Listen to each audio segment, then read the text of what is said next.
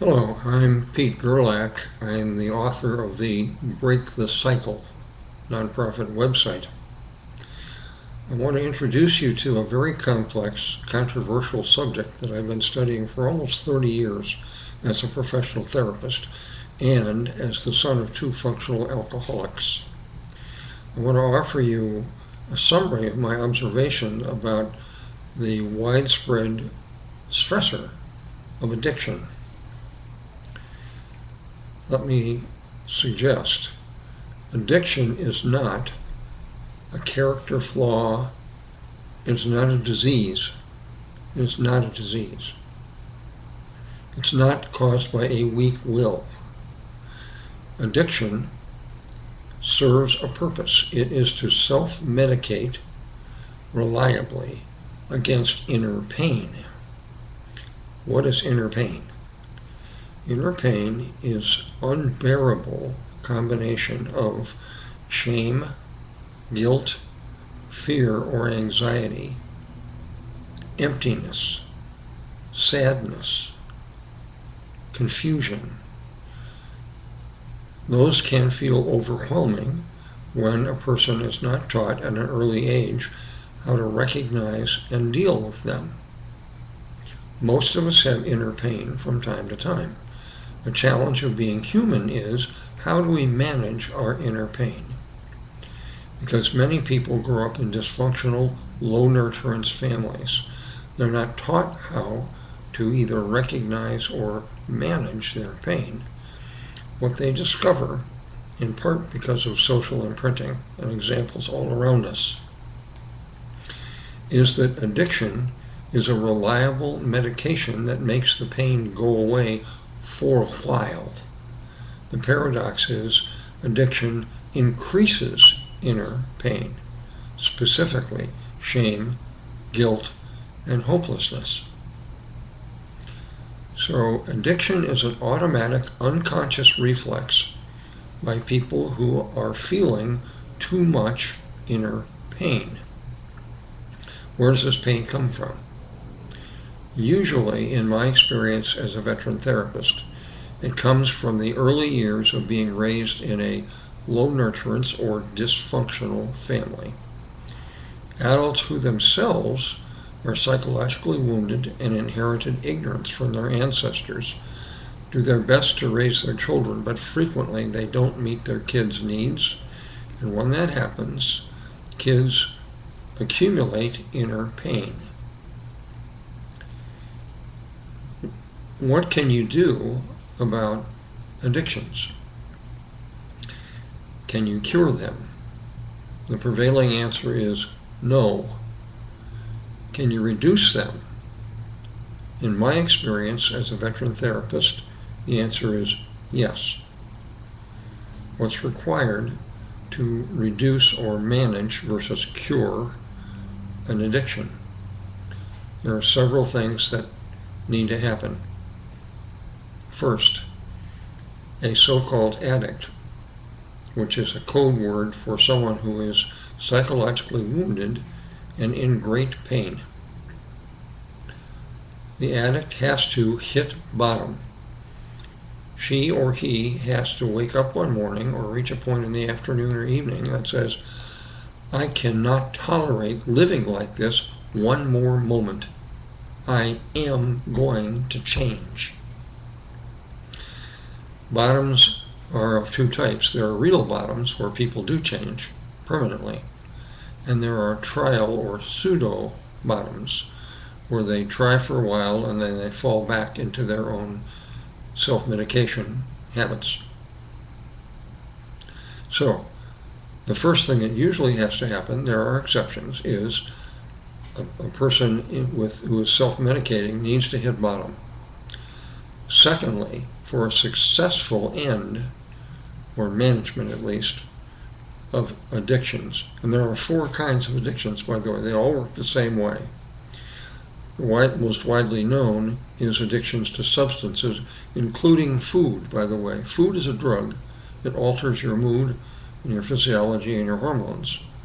People can become addicted to the process of eating and to food itself, specifically sugar, and carbohydrates, because those change our bodies and our brains and give us temporary pleasure. They make the pain go down. So you can be addicted to substances. You can be addicted to activities like betting, gambling, for instance. You can be addicted to moods like rage, which feels powerful. And if you're shame-based, the last thing you've ever experienced is feeling powerful. So you can become addicted to moods, substances, activities, including shopping, for instance, or cleaning, or working out. Those can become unhealthy compulsions, which are no longer, you can't control them by willpower. That's what a compulsion is. It's action that you cannot control with mental boundaries. The last kind of addiction is addiction to a relationship. The popular name for that is codependence. It works just like the other three kinds of addictions.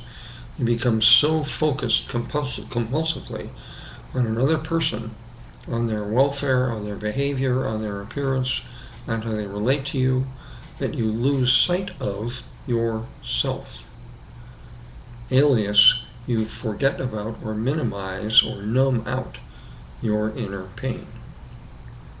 So there are four kinds of addictions. To begin to manage them, you have to hit bottom.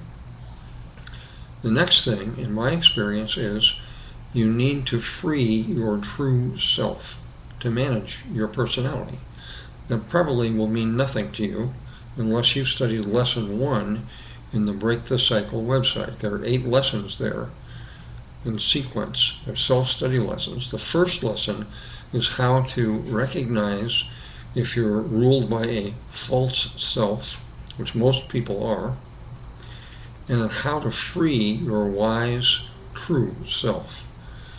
In order to manage an addiction, you must do that. There are exceptions, but it makes the likelihood of, quote, recovery from addiction much higher.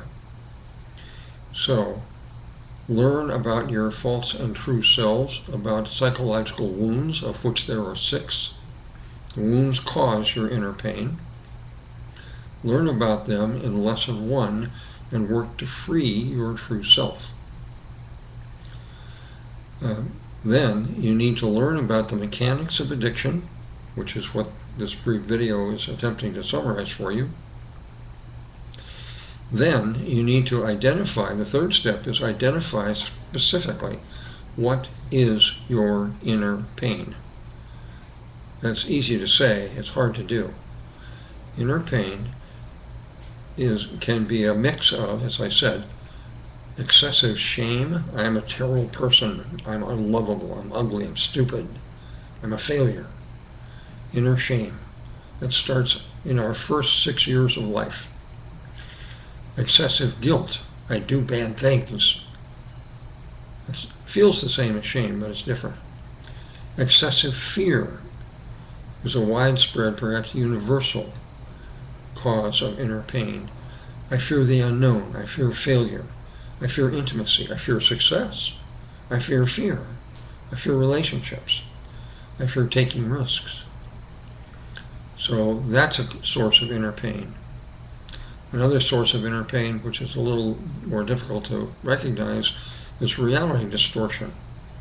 Another way we manage inner pain is to distort reality, to reduce our discomfort. The primary example is denial.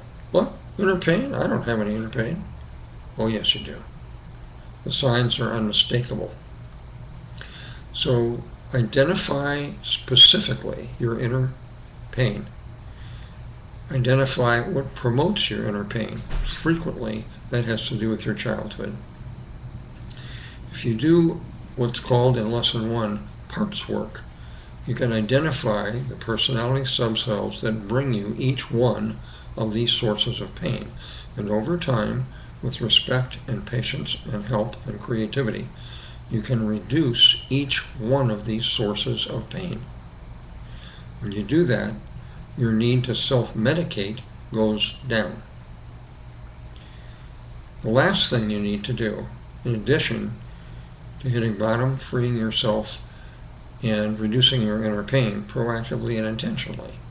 The last thing you need to do is identify if you're living in a low nurturance or pain promoting environment. You need to change your environment and get into one which promotes healthy living and healthy pain management. Frequently, that means you have to reorganize your relations with your dysfunctional family members and or spouse. This is a very complicated process. I'm not going to begin to cover how to do that in this brief video. What I hope you'll come away with in watching me right now is addiction is not a disease. It is not a character flaw. It is an unconscious attempt to medicate inner pain. It is not subject to willpower because the inner pain dominates. Addiction can be reduced once you're aware of what causes inner pain, how to reduce it, how to manage it, and how to seek a more healthy, functional environment after you hit bottom.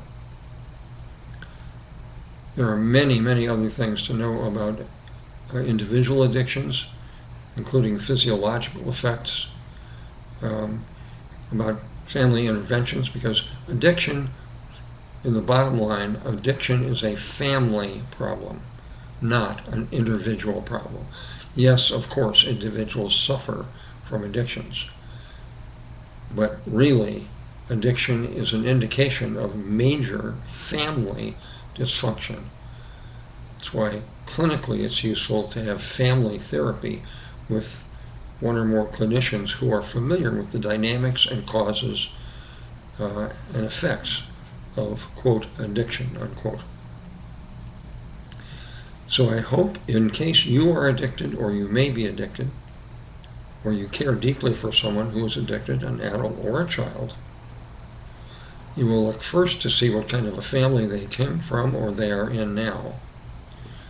Secondly, you will study Lesson 1 to learn about true selves and false selves and psychological wounds that we inherit from our ancestors. Then I hope you will study the several different articles in Lesson 1 and Lesson 5, which has to do with families, about how to specifically take effective steps to reduce addictions. It can be done. I hope you find this concept mentally stimulating and challenging. I hope you study more about it. I hope you study Lesson 1 through 6 or 7 in this website to make your life significantly better and give your children the best chance they can have towards not inheriting the toxic psychological wounds plus unawareness cycle that's degrading our society. Thanks for watching.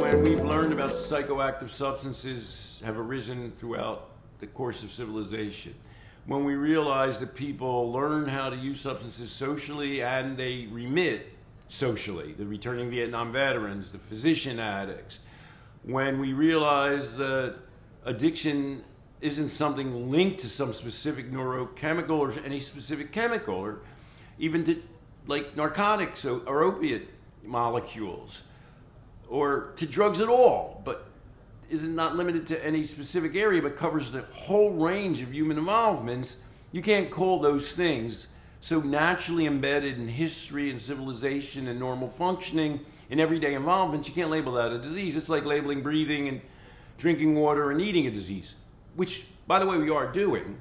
Of course, we are on the verge somehow of linking some kinds of eating to diseases. I would say you can go just so far in doing that, but I'm daily proven wrong.